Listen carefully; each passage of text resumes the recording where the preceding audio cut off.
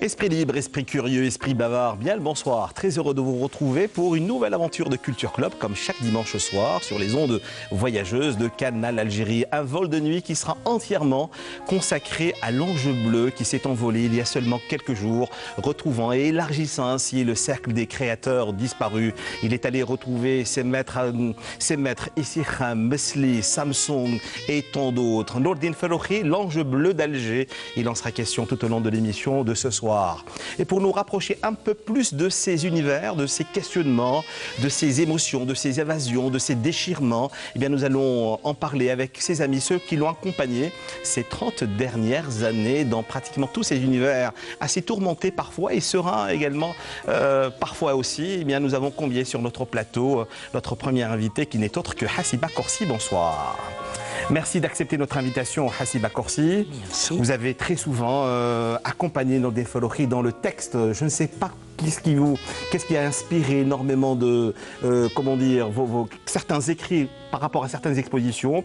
Est-ce les thématiques? Est-ce les personnages? Est-ce les couleurs? À un moment donné, vous avez écrit Au nom de la rose. L'artiste nous invite à travers ses œuvres initiatiques au long voyage de l'esprit. Le diabolique triptyque freudien du moi, du ça et du surmoi trouve enfin un équilibre dessiné en volte-face sur la corde raide. Et bien, nous allons en parler et décrypter tout cela tout au long de l'émission de ce soir. Merci d'être avec nous, Hassiba Korsi. Autre invité, autre discours, autre regard. Il était là la semaine dernière, rappelez-vous, parce il est toujours le commissaire de l'exposition de Denis Martinez qui, elle, se poursuit à l'espace, donc encore une fois, Espaco, pour ceux et celles qui auraient peut-être raté l'émission de la semaine dernière. Il est artiste, il est critique, il est auteur. Donc c'est Jawdat Gessouma, bonsoir. Bonsoir. Merci d'être avec nous, Jawdat Gessouma. Merci à vous. Alors Nourdine Ferrochi, vous l'avez rencontré dans cette école écrasée de soleil, comme le disait un certain Jean Sénac, face à la mer, donc l'école supérieure des Beaux-Arts d'Alger, il y a un peu plus de 31 ans. Et cette autre aventure qui vous a conduit à créer ce groupe qui a encore une fois, qui était dans ce délit de survie de cette Algérie tourmentée des années 90-2000, à savoir bien sûr Sebarine. Nous reviendrons bien sûr sur la composition et l'éclatement entre parenthèses de ce groupe, Sebarine encore une fois, qui a marqué encore une fois la mémoire collective algérienne et au-delà. Merci d'être encore une fois avec nous. Jawdat Gessouma, ce sont les voyages, ce sont souvent, elle le disait si bien pour la préparation de cette émission, cette forme de nomadisme qui a fait rencontrer ce grand curieux qui était le regretté Nourdine Ferrochi. Elle, c'est notre troisième invitée. Valentina Pavlovskaya, bonsoir. Bonsoir. Merci d'accepter notre invitation pour évoquer, vous me disiez avec une charge émotionnelle assez importante, Nourdine Ferrochi. C'est les régions du Grand Sud, c'est également traverser les frontières qui vous a fait rencontrer pour la première fois Nourdine Ferrochi il y a un peu plus de 20 ans de cela. C'est cela.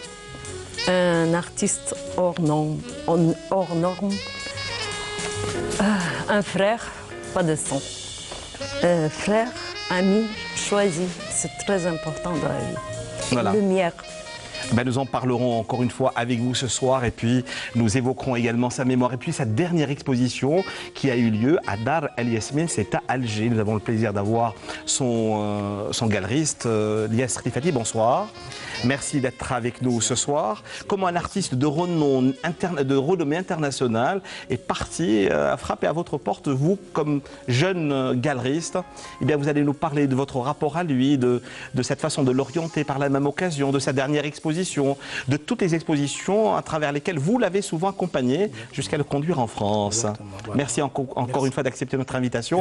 Lies Rifati, l'ange bleu s'est envolé, c'est la thématique à laquelle nous vous convions ce soir parce que c'est le bleu qui le caractérise, disait si bien Hassiba Korsi pour la préparation de cette émission. Bonsoir Hassiba Korsi.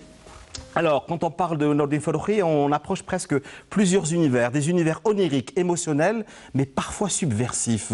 Qu'est-ce que vous retenez de tout cela? J'ai écrit. Bon, il avait cette façon de peindre comme il était comme ça aussi dans la vie. Donc, c'était un personnage et un personnage insaisissable, hein. Non, pas insaisissable, parce que très attachant, très doux. Non, dans ces univers de création, je précise. Ces univers de création étaient assez multiples, mais avec une récurrence, c'est toujours rendre hommage à l'amour. C'était un peu son thème de prédilection. Des approches freudiennes, hein, spirituelles. Il voulait par la même occasion s'échapper de toute forme d'enfermement. Ces personnages, on n'arrivait presque pas à les définir. Je dirais que Nordine Farroukhi était un peintre qui était complètement dans la résilience. En fait, toutes ces douleurs, tous ces ressentiments et ce qu'il a subi est ressorti à travers son art. Luttant contre toute forme d'enfermement, de stigmatisation et de jugement surtout. Des jugements, oui. Mais en même temps, bon, il n'en faisait pas tellement cas, quand même. Il surpassait ça. C'est pour ça que je vous dis, il était dans cette résilience dépassée. Il y avait des moments de douleur très, très, très forts, mais il essayait de se surpasser, notamment dans sa dernière exposition où il a travaillé quand même pendant 4 ou 5 années. Parce que bon, c'était pas le fruit d'une année comme ça, avec maturation. Et il tenait à faire cette exposition en Algérie. Il était déjà malade, très malade, assez malade, mais pas autant que les dernières années. Mais il voulait la faire avec dignité. Il avait une dignité exceptionnelle. Voilà. Et puis bon, avec moi, bon, pourquoi écrire sur Nordine? Il me disait, tu regardes, et puis après tu écris. C'est-à-dire... Il y avait une forme de confiance entre vous deux. Non, et puis il me dit, tu écris, toi aussi, et je veux avoir ton ressenti. Parce qu'en fait, quand j'écris, je suis pas critique d'art. Donc vous êtes extrêmement sensible à l'acte de création et à certains artistes. Donc, on peut les compter sur les doigts d'une seule main. Il me dit, tu écris ton ressenti. Voilà, c'est tout. Je veux voir ton ressenti. Et moi, ce qui avait de très important chez lui, c'est quand même sa peinture était et de l'écriture, voilà. C'est de l'écriture. Vous dites, le concernant, à travers une exposition, l'une des plus belles que je conseille à ceux qui nous regardent ce soir, de voir impérativement à travers, bien sûr, les sites internet, Au nom de la rose, vous écrivez « Ce chevalier errant est aussi servant à la recherche de multiples facettes de l'amour, piste perpétuellement le rythme passionnel et ses impulsions, la partition mythique de sa mémoire. Farroukhi ouvre les portes de l'imaginaire, miroitant de brillance et nous confesse au nom de la rose, à la manière de Dante, sa divine comédie transcrite sur un parchemin bois planche. Oui, cette expo, c'était des grands formats. C'était la première fois qu'il faisait des grands formats sur bois. Quand je dis un peu, bon, il avait commencé à faire des peintures. Sinon, en général, c'était un peu des bois. Des bouts de bois. Je ne sais pas si tu te rappelles, on allait à la plage. Et là. comment Eh ben, on faisait, ramasse... vous et moi, et lui, des kilomètres de marche, et il récupérait tout. De Fort-de-L'Eau, bien après, cette plage où on allait, et ramasser ces bouts de bois. Ces plages abandonnées. Voilà. Et...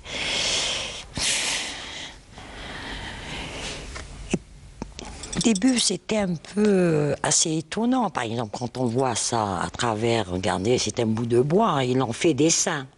Ouais, regardez, de cette femme-là, c'est le bois pur, là, et il en fait dessin de ce nu. C'est-à-dire qu'il était très tactile, très... Mais très sensuel également. Oui. Extrêmement sensuel. Oui, il avait un rapport au corps assez particulier et assez singulier.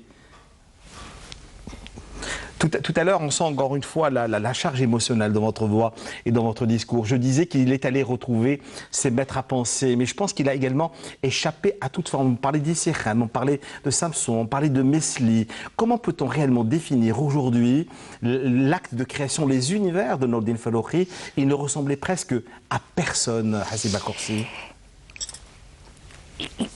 Je crois que déjà, sa passion déjà de l'histoire de l'art l'a amené quand même vers des univers sur les mythes fondateurs quand même de la Méditerranée, de la Grèce antique, de Rome, mais particulièrement c'était les dieux de l'amour qui l'intéressaient. Ouais. D'une beauté et d'une sensualité avec, bon, bien sûr, il est transplanté un peu dans son univers méditerranéen algérien. Ouais.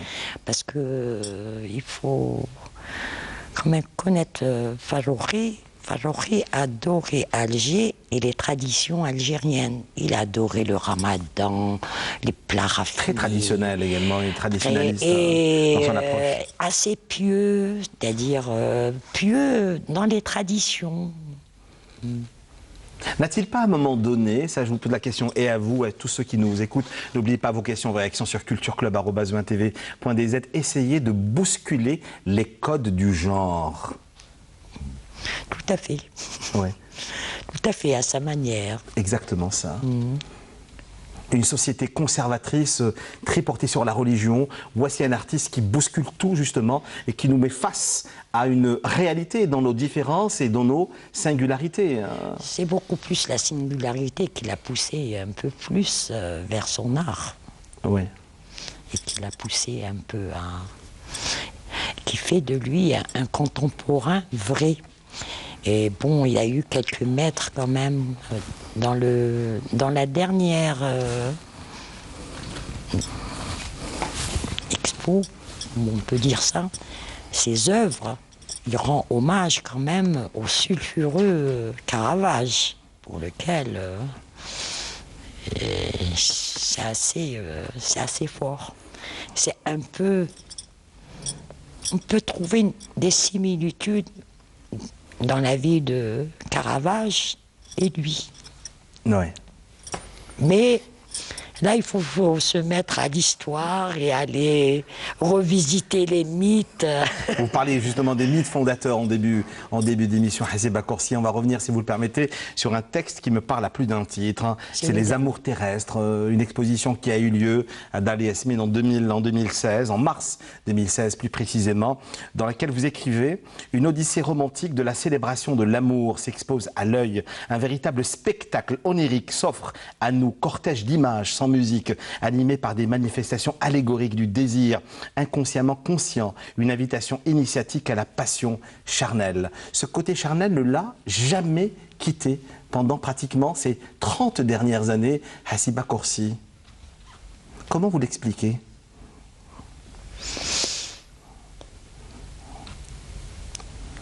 Le rapport au corps, le rapport à l'éclatement, le rapport à la déchirure.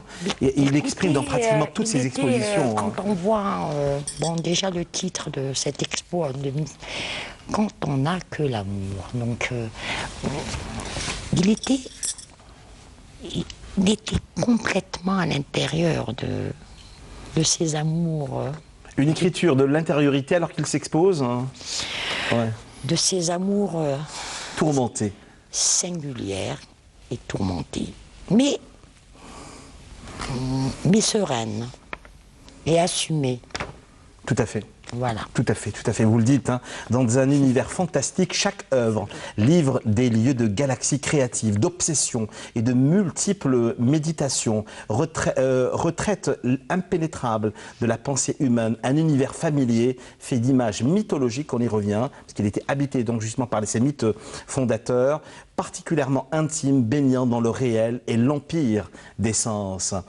Pour la préparation de cette émission, je cherchais un titre pendant la séance de maquillage et je vous parlais de sa couleur de prédilection, la couleur qui lui ressemblait le plus et vous me disiez c'est le bleu, mais pas n'importe quel bleu, Karim Emeti, c'est le bleu d'Alger.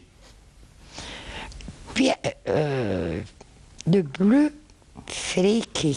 Fléqué. C'est purement algérois, ça. Hein. L'algérois.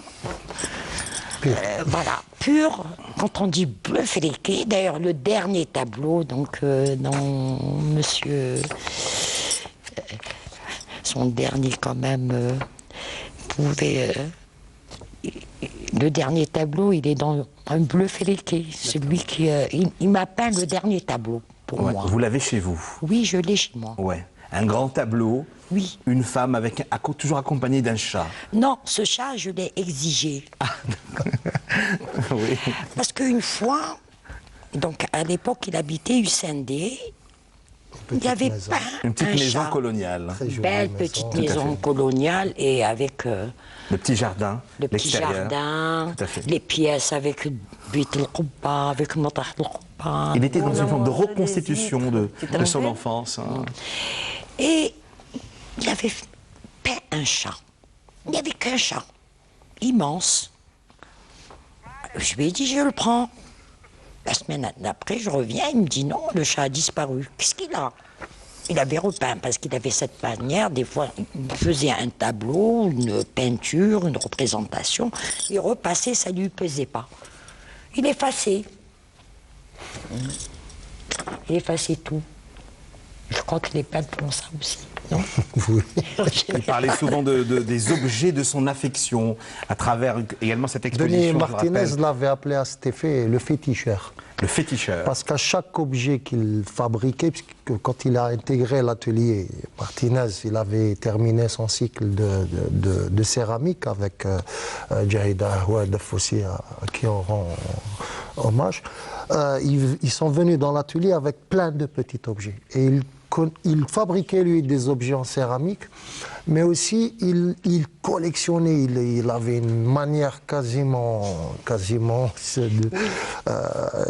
de toc, vraiment, il avait ce toc de rassembler plein de petites choses qu'il mettait ensuite sur ses tableaux, qu'il décorait, qui enrichissaient. Il n'a jamais coupé réellement avec la céramique ou avec la miniature, avec ces choses-là. Donc ça, il a eu un parcours qui... On l'a retrouvé dans une de ses plus belles expositions du groupe Sébarine. Il y avait Bit l'Arosa, c'était la chambre de la mariée. Il avait toujours un univers. Tous ces petits objets qu'il a. Lui, il faisait de la peinture totale. C'est très rare où on a vu de lui des œuvres simplement peintes. Même pendant l'atelier dans lequel on a étudié ensemble. Et même à l'extérieur, il avait toujours cette chose en plus. C'est-à-dire, il développait... Hachiba parlait de résilience. Tout son univers était construit sur la réparation de blessures narcissiques, quelles que soient ces blessures. Il y avait tout un ensemble de blessures, pas une ou deux. Et cette résilience, il a eu plusieurs vies artistiques, pas une, pas deux. Il en a eu plusieurs. Et donc, toutes ces vies artistiques ont été une succession de sublimation. Donc la résilience dans le bon sens, c'est-à-dire qu'il s'est reconstruit à travers la peinture et il s'est constitué un univers vraiment esthétique. Il arrivait à repenser ses blessures. À repenser ses blessures à chaque fois avec une nouvelle œuvre, en étant très iconoclaste, très... pas provoquant. Il était quand même très provocateur. Très provocateur par rapport... de bouleverser les codes Les gens en voyant lui un provocateur. Ouais. Lui, c'est un peintre vraiment humaniste. Tous les codes du genre. Ces personnages, on n'arrive pas à les définir. Oui, ce sont des hommes, ce sont des femmes. Oui, parce qu'il êtres asexués, ce sont des anges. Il a interrogé le corps, il a interrogé la sensualité, il a interrogé la sexualité, il a interrogé les rapports hors-femmes, les rapports femmes-femmes, les rapports hommes. Enfin, il a interrogé tout un univers. Il nous pousse au questionnement. Et voilà, et donc c'est un ensemble d'interrogations, ces travaux. Ce n'est pas des réponses ou des choses. C'est un ensemble d'interrogations sur le corps. Sa peinture était épidermique. Son côté contact, je veux dire que c'est... Mais parfois des corps mutilés aussi. Oui, mais attendez, c'est-à-dire quand vous étiez avec lui, il cherchait le contact physique. On est tous méditerranéens. Nous avons, oui, bien sûr. La collade chez lui était quelque chose de... Très tactile. Pas de gentil, c'était quelque chose de fondamental, la collade. C'est pas... C'était un besoin, et non seulement c'était un besoin, mais lui-même irradiait irradiait cette tendresse, irradiait cette affection. Et toutes les femmes et tous les hommes qui l'ont connu vous diront ça.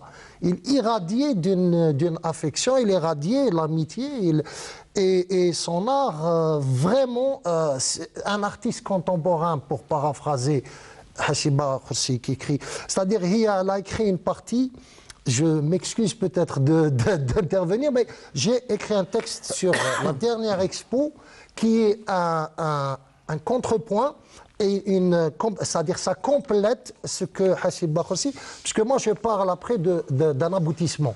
Vous aviez parlé du processus, elle a super bien traduit ce processus de création de ce qu'a été Nordine Ferroukhi. Et moi je termine, si vous voulez, en parlant d'un univers vraiment, vraiment shakespearien.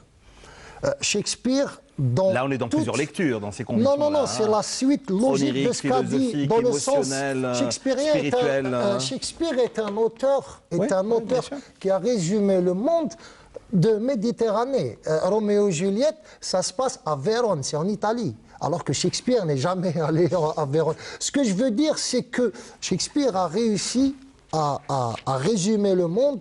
Et là, quand on voit la dernière expo qui a été faite, Flagadri Yasmine, c'est une sorte d'aboutissement. Oui, il a fait des séquences de sa vie. C'est pour ça que un condensé est un personnage très important de l'histoire de l'art contemporain algérien. C'est un personnage fondamental. Hassiba Khossi, avant d'aborder d'autres questions, et les vôtres également. Hassiba Khossi. Un acte d'apothéose. Libérateur. Il était libéré, il était heureux. Heureux d'une manière extraordinaire. Et surtout serein également. D'ailleurs, vous lisez le texte, mais moi, ce texte-là, par exemple, qui paraît un peu... Bon, Au nom de la rose a été fait... mais le dernier texte qui est... Vous dites par exemple Rêve ou cauchemar. Ça m'a mis... j'ai mis 2 ou 3 mois. C'est-à-dire à cogiter ce que je devais. Et je me suis mis dans la mythologie en train de dire, il faut que je... Parce qu'il était méticuleux. Ouais. Et en plus de ça, il était assez... J'étais un enseignant. Il me disait, non, ça c'est pas... Non, ça c'est pas... Il avait beaucoup de sérénité. C'était la force tranquille, Nordine Ferroukhi. Il me disait, non, Orphée, c'est ça, c'est... Alors j'étais en train de potasser, moi, tous les classiques. Tous ces mythes fondateurs, et avec un mysticisme, parce qu'il me forçait à rentrer là-dedans. Il me forçait. Vous dites rêve ou cauchemar, innocent, clame sans cesse l'amour, si naturel mais souvent impénétrable. Très souvent cela. Et nous avons justement cherché dans nos archives quelques séquences justement de Nordine Ferroukhi. Nous sommes arrivés à retrouver dans la Galerie des Grands Maîtres, animé, qui avait un programme qui avait enrichi les programmes de Canal Algérie au début des années 2000, animé, produit par notre ami et collègue que nous saluons bien sûr au passage, Aliman Zohor Saadoni, la Galerie des Grands Maîtres, qui avait consacré tout un numéro justement à Nordine Ferroukhi. Mais là, c'était il y a bien longtemps, en 2005. Regardez. Moment plastique, le moment de Nordine Ferroukhi, ce membre très important du groupe Seberine, du mouvement Seberine, l'un des personnages qui a rédigé d'ailleurs le manifeste des Seberines, me semble-t-il, vous allez me corriger tout à l'heure. Ce moment-là est marqué par la danseuse au fragment du bastion. Des fragments, on les a déjà retrouvés, Nordine, dans une de vos expositions à la Galerie Esma, c'était en mars-avril. Mais voilà, ça remonte à une année à peu près. Alors ces fragments, ces personnages, on les retrouve très souvent? Oui, ce sont des fragments de vie aussi, hein, oui. En quelque sorte. Et puis bon, là, c'est particulier, je voulais rendre hommage au Bastion 23. Ça a été le premier lieu d'accueil qui nous a accueillis ici en 2001. Parlant du groupe Seberine. Et dans ce tableau, donc, je voulais représenter le fragment en reprenant un peu la céramique locale, un peu l'architecture aussi du site. Toujours, le personnage est toujours inscrit dans le même registre concernant la peinture des années 20 de la nouvelle objectivité. Et les couleurs sont les mêmes, donc je ne vais pas encore rabâcher un petit peu tout ce qu'on sait. Tout ce qu'on sait sur mon registre concernant la facture de ma peinture, quoi. Par contre, certains ne savent pas que vos personnages communiquent surtout avec le regard et non avec la parole. C'est vrai. Oui. Oui, il y a les yeux. J'accentue énormément sur deux choses, sur deux éléments omniprésents dans le tableau, qui sont la chaussure, le côté un peu fétichiste, et puis les yeux. Ces yeux qui ont un regard vers l'au-delà, vers l'éternel, qui rappellent un peu les regards, les yeux des Égyptiens, de l'Antiquité égyptienne. Donc cette vie terrestre, cette vie qui continue ailleurs. Donc c'est pour ça que vous avez commencé par les fragments, et c'est tout à fait ça, le fragment de vie, continuité vers l'au-delà et vers la vie ailleurs. Et l'objet important aussi dans le tableau, c'est la chaussure, qui est un objet fétichiste et qui a un rapport aussi avec le côté, si vous voulez, obsessionnel et appartenance à l'objet, un rapport qu'on crée, un lien entre l'objet et le personnage. La chaussure, c'est aussi le symbole de l'espace. C'est le symbole, repère. c'est plus, non, je dirais plus que la chaussure est un symbole de la féminité, Oui. puisque souvent la chaussure talon aiguille un petit peu.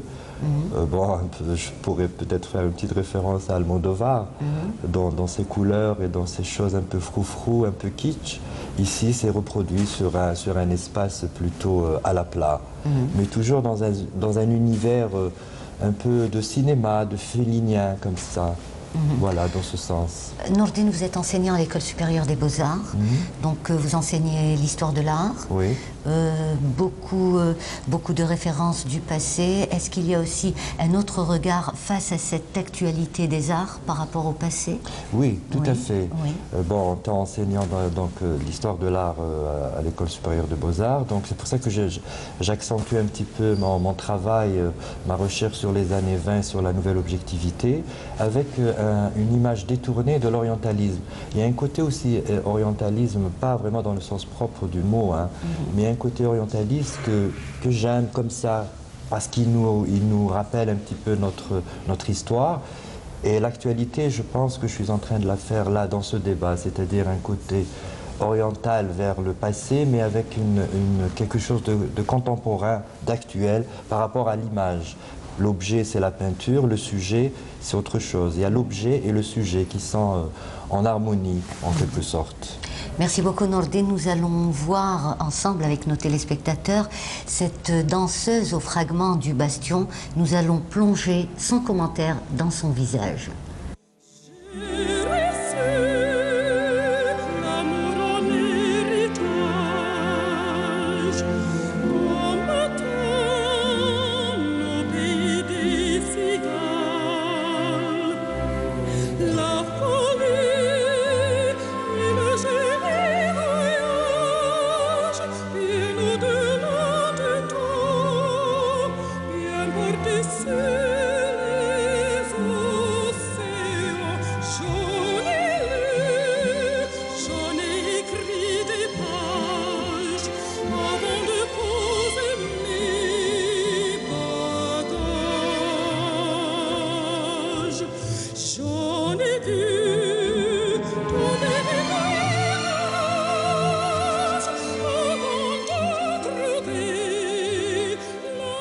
Voilà donc juste un petit passage de la galerie des grands maîtres de Nariman Sadouni en 2005, entièrement consacré, donc je le rappelle encore une fois, à l'exposition de Sebarine qui a eu lieu donc au Bastion 23. Beaucoup d'expositions ont marqué à tout jamais l'histoire de notre mémoire collective. Quand on n'a que l'amour, rappelez-vous de Nordine Farroukhi, il avait également, et c'était presque le seul à avoir rendu hommage à Cheikh Harimiti, encore une fois la seule, l'unique, l'incontestable reine du rail, politiquement incorrecte. Il y a également les 1001 nuits, autrement dit, autrement approcher tous ces univers. Eh bien, nous en parlerons ce soir pour celles qui viendraient tout juste de nous retrouver à travers vos questions et vos réactions sur cultureclub@entv.dz. Une question à vous, Jawed Gessouma, avant de revenir, et à Valentina Ranami Aliès Rifati. Eh bien, le groupe Sebarine, c'est une histoire qui a commencé, je le disais, en 99-2000, mais c'est une histoire qui n'en finit pas de finir. Qu'est-ce qui s'est réellement passé? Parce qu'il y a toujours eu une forme de, même si si vos univers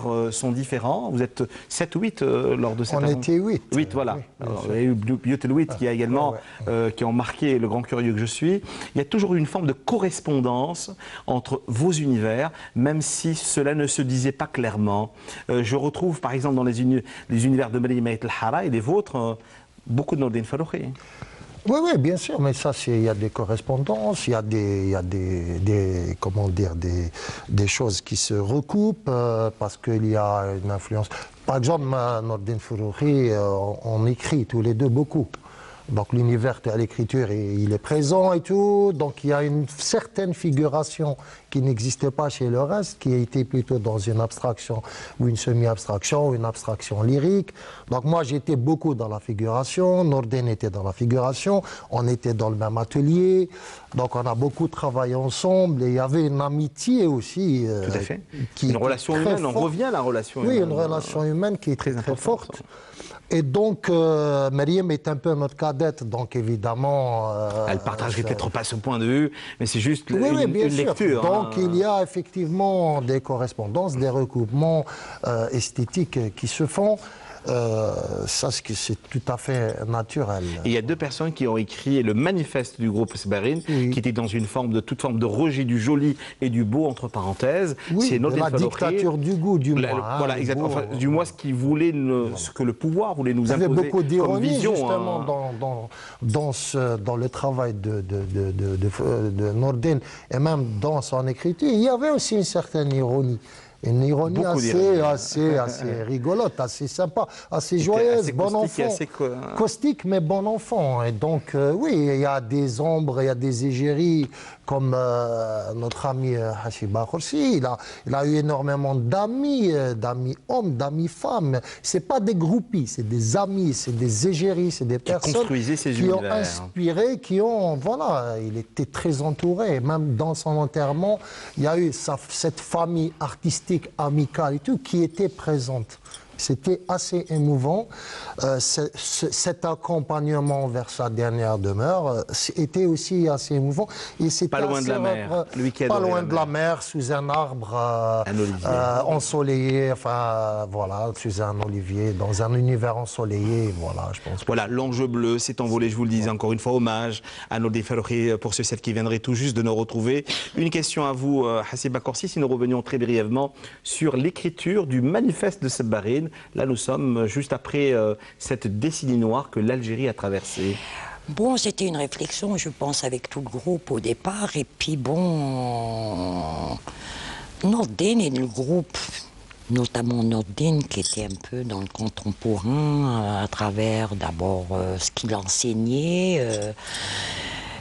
Et puis, il était quand même dans l'universel. Et donc, il disait... on va faire ce manifeste un peu pour commencer à faire des installations, chose qui n'existait pas en Algérie. Tous ces jeunes peintres ont commencé à faire des installations, des performances. J'étais le premier groupe à faire ce genre de manifestation assez insolite. D'ailleurs, au début, les gens venaient pour acheter une œuvre. Il n'y a rien acheté. Il n'y avait rien acheté. Il n'y avait rien. En fait, c'était des installations. Et là aussi, il faudrait aussi... Il était aussi dans l'éphémère. Voilà. L'art pour l'art aussi. Hein. L'art pour l'art. Il avait cette façon, par exemple, bon, il pouvait mettre une petite fleur comme ça, très vivante, une rose, hein, une vraie, sur un tableau, et qu'il vendait comme ça. D'ailleurs, bon, j'ai eu à discuter avec une dame qui était complètement choquée. Elle me dit, les fleurs sont parties. J'ai dit, parfait, il y a le côté éphémère. Et l'acheter, elle était complètement... Ouais.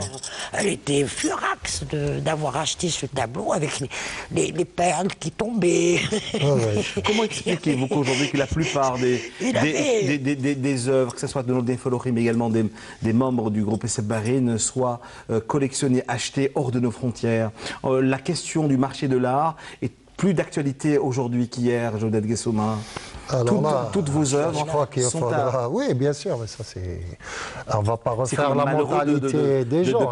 Il y a une expo qui est aussi importante de Denis Martinez. Là, il n'y a pas beaucoup de public, il n'y a pas de vente, il n'y a pas de... Moi, je pose la question à tous ceux qui sont bourrés de milliards et qui dépensent leur argent, qui n'investissent pas dans des choses qui sont de l'ordre de l'historique, je peux dire. Nordine Ferroukhi, à part les collections privées, ça m'étonnerait qu'on ait une expo au musée. Sont à l'étranger aujourd'hui. Oui, on a des musées qui servent à rien, voilà, c'est tout. C'est dans des collections privées, puis c'est tout. Beaucoup plus en Algérie. Mais... Il a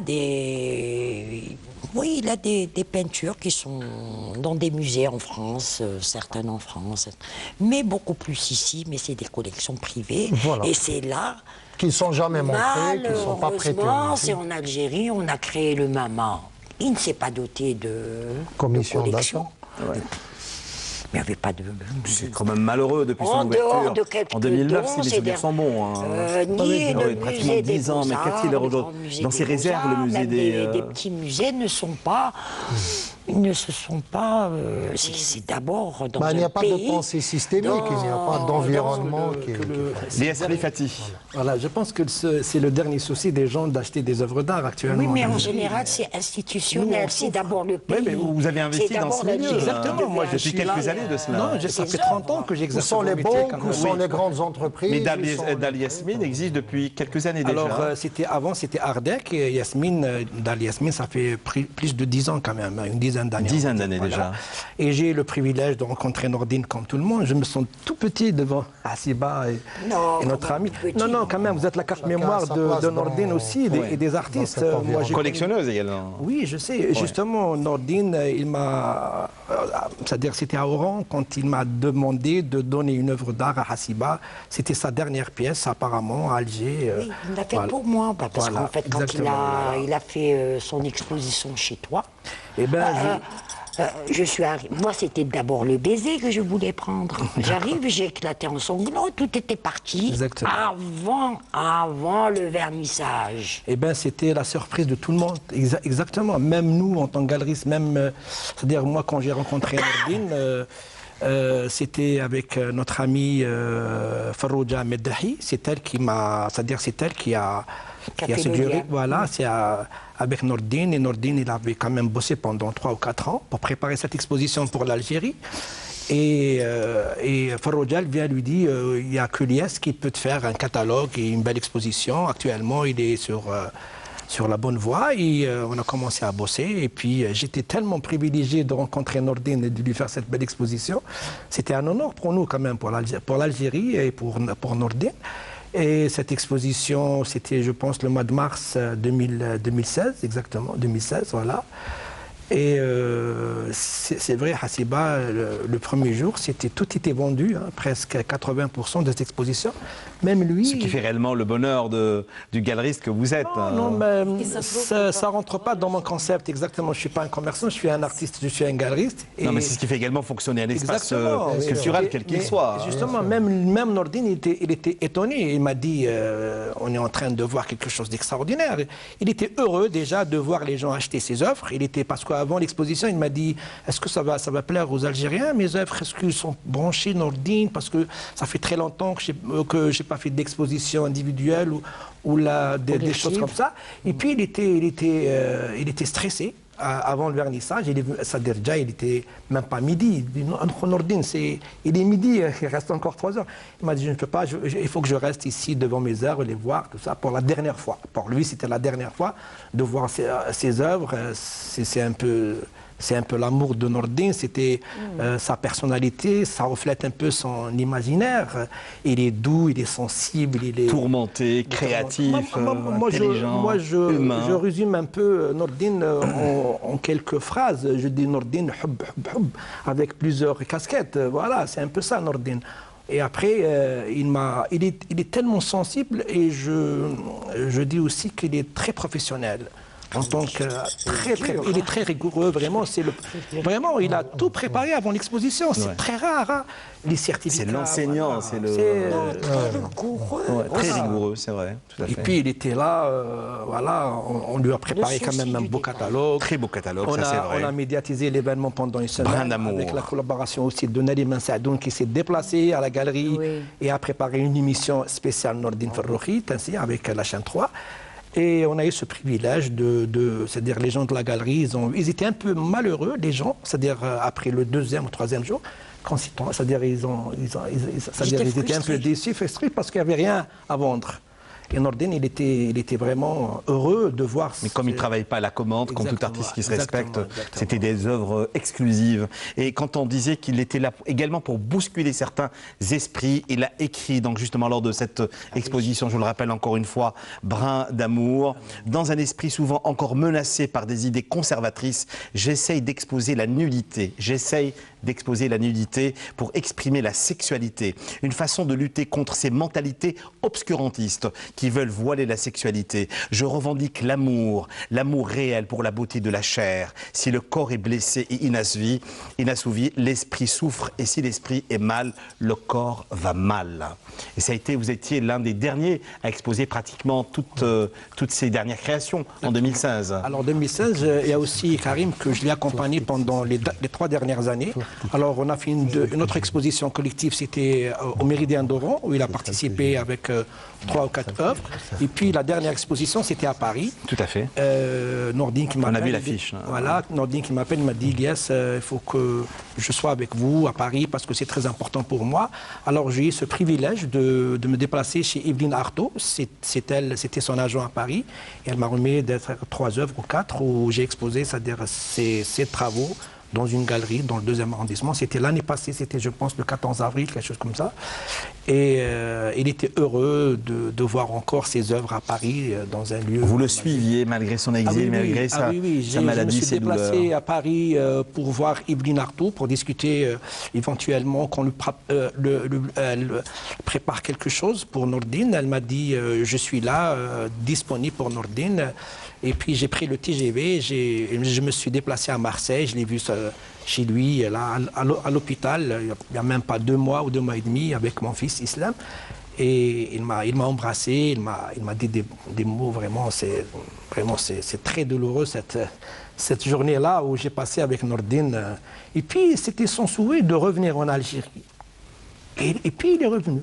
Il est resté 15 jours à peu près. Non, il n'est pas resté 15 jours. Non, une semaine, je pense. Il est resté 10 jours. Il a été obligé d'écourter parce qu'il était...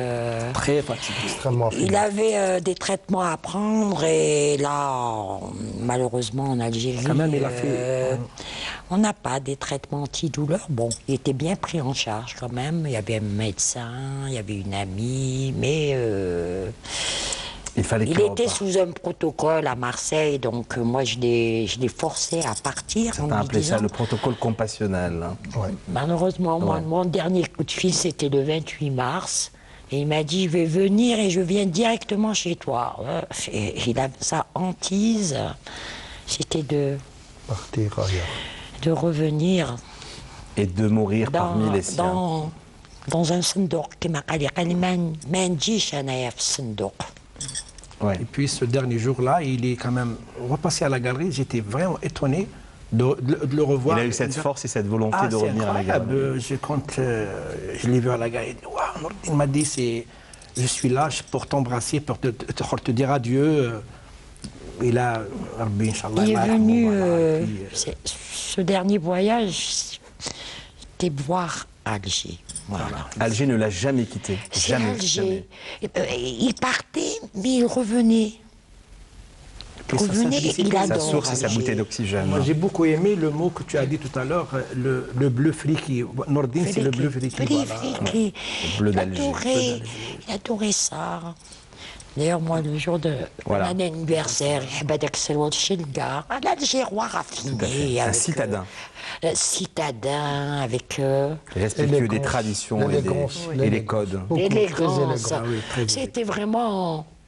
Ouais, je vous le disais, l'ange bleu s'est envolé il y a seulement quelques jours. Et pour lui rendre hommage, pour ceux et celles qui viendraient tout juste de prendre dans nos émissions en cours, nous avons essayé d'approcher un peu plus ces univers à travers tous ses amis, à travers leurs témoignages. Valentina Ranem-Pavlovskaya, bonsoir. Oui. On disait au début d'émission, quand on s'était parlé pour le montage justement de débat de ce soir, vous me disiez, ce qui me parle le plus dans le personnage qui était dans le Défaloré, c'est le grand voyageur, le grand nomade. Et ce sont ces mêmes voyages qui nous ont réunis, qui ont créé cette profonde amitié qui date de plusieurs années déjà. Plus de 25 ans. Moi, je sais pas, je sais que parler de Ferruchi, il y a tellement de monde qui aurait pu parler de lui, de sa bonté, de sa joie de vivre, de son savoir écouter et regarder avec le cœur. Je sais qu'il y a beaucoup d'étudiants, beaucoup d'amis, il y a énormément de monde qui l'aime et pas pour rien, pour ce qu'il a fait, quelque chose de stoïque, de fort, de monumental, quelque chose d'unique. Moi, je trouve que chaque être, il a des lumières dans leur vie. Des volcans, des lumières, des bougies, ce qui nous allume et nous guide un petit peu dans la vie. Dans ma vie, Ferruchi était aussi une grande lumière. Et, de quelle façon il a réellement guidé vos univers? Vous savez, j'ai tellement de choses à raconter. Je sais que comme Hassiba aussi, on a vécu tellement de choses, on a voyagé, on a fait des folies, on a rêvé, on a aimé, on se débarrassait, on a souffert, on était aussi, à Adrar. Je voulais raconter plein d'histoires qu'on a vécues ensemble et tous étaient complètement fous. Mais il n'y avait pas une histoire qui était simple, plate. Tout était bouleversant, tout était avec des bruits, avec des chants, avec des tambours, avec des huîtres, avec du champagne, avec la folie des folies. De la vie, tout simplement. La vie, tout simplement. C'est un être lumineux. Ouais. Ah oui, c'était... c'est une chance de l'avoir rencontré. Ah voilà. oui, c'est ça, c'est ça. Et pour parler de Nordine comme amie, j'aurais pu rester parler, je ne sais pas, je peux écrire un livre comme Gassama, comme Hassiba, comme ses amis, on peut écrire parce que c'est un véritable dictionnaire avec des mots oniriques, rêveurs, qui te guident quelque part, qui t'amènent. Mais pour parler de Ferruchi comme artiste, vous savez, dans tout ce qui se mettait, il était véridique, authentique. Dans des petits bijoux comme ça, mais c'était avec tellement de cœur. Un créateur inassuivi. Inassuivi, mais je suis sûre que sa dernière expo, c'était un éclat et il s'est donné, il a vraiment mis son univers sur scène à montrer flagrant, sans aucune voile, sans aucune gêne. Livré et délivré de tout. Mais vous savez que chaque artiste, vous avez dit, il a montré, comment vous avez dit, il cache, mais il expose. Non, artiste, s'il n'expose pas, il explose. Nordine, si... je sais pas, j'ai fait une petite analyse comme ça de sa peinture, de ses créations. Il me semble que c'est quelqu'un qui d'abord, c'est quelqu'un qui est complètement unique et c'est un être indéchiffrable. Vous savez, chez les artistes, il y a ceux qui sont prévisibles, il y a ceux qui sont qu'on peut imiter. Et il y a ceux qui sont des perles rares, on peut appeler, ceux qui sont complètement... ils s'expriment sans aucune norme,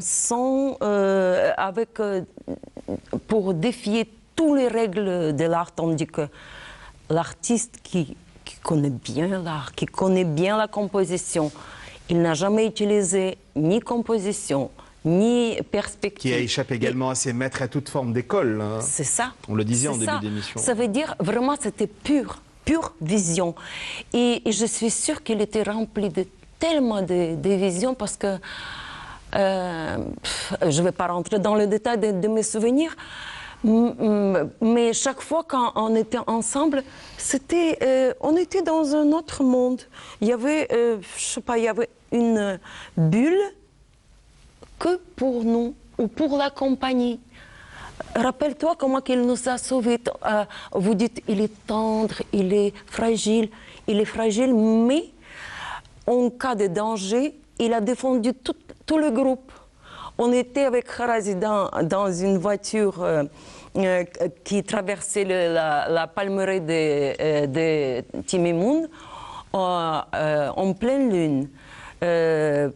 Sans lumière, sans allumer le phare, et notre ami Kharazi qui était au volant, il a dit si il y a quelqu'un qui veut qu'on arrive à domicile, à destination, il faut que vous chantez une chanson algéroise du mariage. Et qui c'est qui nous a sauvés? On était ensemble. Khassiba, Fadela, on était devant. Là, vous l'avez branché sur un domaine qui lui sied et qui lui ressemble à plus d'un titre. Hein. Mais il a sauvé tout le groupe. Oui. C'est comme ça qu'il a allumé le phare. Dès que Farouki chantait, Kharazi, il allumait le phare. Sinon, on voyait déjà la mort. Il roulait, je ne sais pas combien à l'heure, mais sans la lumière et tout, c'était un être lumineux, comme elle le disait si bien. Hasiba Korsi. Il nous reste moins de 10 minutes avant la fin de l'aventure de ce soir. Allez-y, bien sûr. Juste, ce qui est très important pour moi, pour dire sur le travail de Nourdine, c'est quelqu'un... vous savez, quand on peint, on traverse tous les univers, on travaille sur ce qui nous tourmente. Et lui, il me semble que dans son travail, parfois, il était pas seulement dans un autre univers. D'ailleurs, il n'était pas de ce siècle. Pas du tout. C'est un être qui devait marcher avec le smoking, avec une canne, avec... Les années folles qui vous ont inspiré à un moment donné. Oui. On a eu beaucoup d'histoires aussi avec Farouk de ça. Mais je voulais dire que quand il peignait, il me semble qu'il était entre un autre univers et l'eau. Qu'est-ce qui peut mieux exprimer ce qu'on voit dans l'eau et le mouvement? Même un oiseau, il ne peut pas. Et Farouk, il me semble qu'il a rapproché ça. Rêve, se défaire de ce qui l'entoure, juste exprimer ce qu'il est et ce qu'il a par cette pesanteur de l'eau et transparence de l'eau. Il a mis ça. Ce que vous dites est vérifié sur sa dernière expo. Il a beaucoup utilisé la symbolique du poisson. Ouais. La symbolique du poisson dans les mythes fondateurs. Hein, parce que la Méditerranée, le poisson est extrêmement important comme élément de grâce, de richesse, de mouvement, de fluidité. Oui. Toutes ces choses-là étaient des éléments importants dans son esthétique. De toutes ces tendances, mais de tous ces mouvements, de toutes ces périodes, quelle est celle qui lui ressemble le plus? Hasiba Korsi, Jawdat Gessouma, Valentina Hanum, également Lies Rifati. On commence par vous pour aborder la dernière ligne droite avant la fin de l'aventure de ce soir, entièrement consacrée à l'enjeu bleu. Hasiba Korsi. Moi, j'ai traversé toutes ces périodes, parce qu'en fait, en même temps, c'était un peintre, c'était un poète. Parce que, bon, un être iconoclaste. Hein, oui, en même temps, bon... Je viens de dire, susurrer à Djaoudet Kessouma. Je vous voyais lui susurrer des choses à Qui l'oreille. murmurait à l'oreille des artistes. Comme ça, et comme j'adore les artistes, j'adore les artistes. Tout à fait. Et puis il faut dire aussi, il y a quelque chose qu'on n'a pas soulevé, c'était un grand, grand lecteur. Il adorait l'art dans toutes ses compositions. Mais il était pluriel, il était producteur radio, animateur à la Il télévision. adorait Pasolini. Professeur. Si vous permettez, Ah bah, si vous permettez, on a juste oublié, ça nous aurait pas me rappelle étonné. le réalisateur, un autre petit passage, donc justement de l'émission la Galerie des Grands Maîtres de Nalimen Saadoni, qui avait consacré tout un portrait à Nordine Folloré. On ne pouvait pas se quitter sans vous montrer encore une fois juste ce passage, et nous aborderons ensemble les quelques dernières minutes de ce vol de nuit de ce soir. Regardez. Commissaire de l'exposition Mosaïque d'été pour sa 4e édition, ici au Palais du Bastion 23 jusqu'au 14 septembre. Cette exposition marquée sous le signe de mémoire, aussi pour célébrer le cinquantenaire de la révolution algérienne. Elle réunit plusieurs artistes d'horizons divers, des artistes plasticiens confirmés, des artistes étudiants aux Beaux-Arts d'Alger et des autodidactes. Cette exposition rassemble plusieurs genres, mouvements et styles dans le courant de l'histoire de l'art. Nous retrouvons l'expressionnisme abstrait, le figuratif, l'abstrait tout court. Toutes sortes d'images reflètent tout à fait la mémoire, cette mémoire inscrite donc dans le thème central de cette exposition. Voilà, donc nous voulions le voir une dernière fois, vous l'aurez certainement rectifié, c'était les ateliers de plein air pour célébrer le 50e anniversaire de notre indépendance. On parlait donc justement des tendances et des périodes qui résumeraient le mieux Nordine Folloré. Je ne vous ai pas entendu, Djaoudet Kessouma. Allez-y, Haziba Korsi. Moi, pour moi, Nordine Folloré était un artiste complètement nietzschéen. Ouais. Dans le sens, il s'inscrit dans l'universel. Voilà mon dernier mot. Djaoudet Kessouma. C'est-à-dire, je paraphrase aussi, puisqu'il y a cette, comment dire, cet aspect complet de son esthétique. C'était un personnage, elle parle de Nietzsche, on a parlé de Shakespeare, de Pasolini, de tous ces cadres-là. Mais je pense que l'œuvre vraiment qui a... Parce que là, en tant que critique d'art, si vous voulez, on parle de séquences quand même historiques. C'est un personnage fondamental de l'histoire de l'art algérienne. Ça, on le verra dans 20 ans, j'espère. Puisque là, pour le moment, voilà, de toute façon, l'histoire... Après, on dira, on essaiera d'aborder une thématique en disant, le groupe Sebarin, c'est quoi? Un mouvement, une école, une tendance La grande histoire, que ce soit l'histoire de l'art ou l'histoire de l'humanité, l'Algérie a été construite depuis des millénaires. Elle ne vient pas d'ex nihilo. Et Nordine Folloré est un enfant de cette histoire avec tous ces aspects. C'est un artiste. Moi, je pense que l'expo qui a été réalisée, Yasmine, est l'apothéose un peu de ce travail. 2016, parce qu'on voit ces personnages perturbés ou pas, on voit ses compositions un peu décalées, son côté asymétrique, toutes ces choses-là, et sa grande philosophie, si vous voulez, l'interpellation des grands mythes fondateurs, des grandes choses. C'est pour ça que je parlais avec de lesquels il a Shakespeare, souvent dialogué. parce qu'il a résumé un monde à sa façon, et c'était très important. Voilà. Valentina Radom-Pavlovskaya, tendance, oui, période, couleur. Toutes les périodes, j'ai adoré, j'ai traversé avec lui beaucoup de périodes de ses créations, et même dans le stylisme, dans des grandes belles folies. Mais c'est vrai que je suis d'accord avec Djaoudet que la dernière exposition, c'était son explosion. C'était une offrande. Ah oui. Et en plus, moi, je suis tellement contente parce que pour artiste, ne pas dire, vraiment ne pas s'exprimer à fond, c'est grave de partir sans cela. Ça veut dire quand même, il est parti avec quelque chose de... avec cette possibilité de s'exprimer et de dire flagrant. Et je suis d'accord pour cette expo dernière en 2016. Et exposé, je le rappelle encore une fois, à la galerie d'Al Yasmine, chez notre quatrième et dernier invité, Lies Khlifati. Vous êtes aujourd'hui détenteur, avec, je le rappelle, avec quelques collectionneurs, mais également les Corsi de l'œuvre et de l'héritage de Nordine Falloukhi. Une exposition à titre posthume serait-elle envisageable aujourd'hui? Avec l'aide des collectionneurs. Bien sûr, des collectionneurs. Justement, moi je bosse sur ce sujet-là. À chaque fois qu'un artiste passe à la galerie, j'archive tous les photos, tous les affiches. Et vous achetez, vous collectionnez, contrairement à certains musées qui ont le devoir de le faire, qui malheureusement ne le fait malheureusement pas aujourd'hui. Moi aussi, je suis un collectionneur comme tout le monde. J'achète. Je mets beaucoup d'argent pour arriver à faire Vous investissez sur les artistes, de leur vivant. De leur vivant, justement. J'ai rendu hommage quand même à pas mal d'artistes, une vingtaine d'artistes. Voilà, Salah était vivant.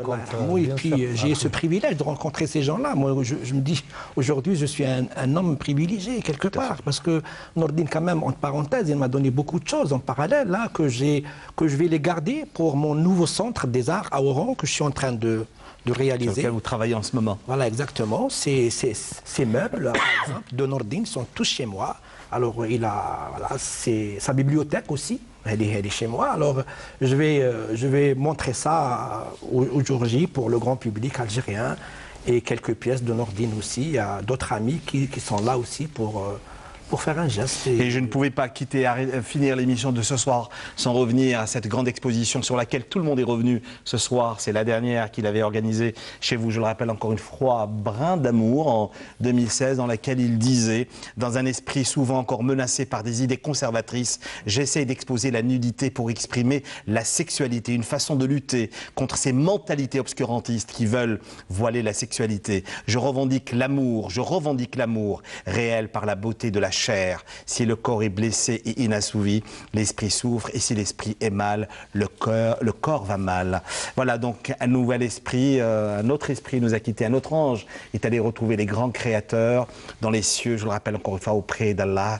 Nous voulions lui rendre hommage encore une fois, l'ange bleu, Nordine Falloukhi, qui nous a quittés il y a seulement quelques jours, mais rendre hommage par la même occasion à une grande amie des artistes également, qui s'est envolée, qui lui a emboîté le pas dans le grand sommeil. Il s'agit de Nadia Ladjali, qui nous a quittés dans un silence. Et vous le savez aussi bien que nous, les légendes ne meurent jamais, elles se retirent tout en silence, comme Nordine, un certain mois d'avril.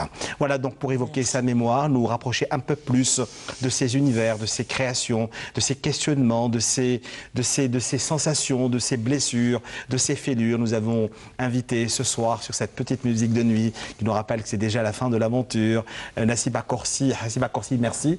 J'espère vous retrouver très bientôt avec une compilation de tous les textes des expositions de Nordine Falloukhi, parce que vous êtes une grande collectionneuse et vous cachez tout, telle une fétichiste comme lui depuis de très longues années. Voilà, un grand merci Nassiba Corsi. Pour l'autre génération, parce qu'il y a une autre génération infaillible, il faut laisser quand même des traces pour les autres. Voilà, et nous sommes les auteurs de la trace comme chaque dimanche soir. Merci beaucoup, Jaoudet Gessouma. À très bientôt, j'espère. Pour un ouvrage, cette fois-ci, un roman. Voilà. Le Scorpion, il est toujours sur l'autoroute? Sur la route. Sur la route. Ça arrive. Un grand merci à vous, Valentina Ranem-Pavlovskaya. J'espère vous recevoir pour une exposition cette fois-ci, parce que vous êtes toujours sur un projet, vous me disiez. Toujours. Et puis un grand merci pour la première fois, et j'espère pas la dernière fois, Lies Khlifati. Je vous rappelle le directeur de la maison, donc que dis-je, la galerie Al Yasmine, qui se trouve à Alger, à Dal Ibrahim. Exactement. C'est déjà la fin de l'aventure du mois pour ce soir. Alors si vous avez manqué cette émission, et si nous vous manquons, sachez qu'elle sera rediffusée le vendredi matin autour de 10h55, suivant sur les réseaux sociaux en replay 24h sur 24 et 7 jours sur 7. Gardons le contact sur cultureclub@tv.dz et que la nuit vienne reposer et apaiser nos esprits parfois si tourmentés. Merci mesdames, merci messieurs, merci à vous et à la semaine prochaine.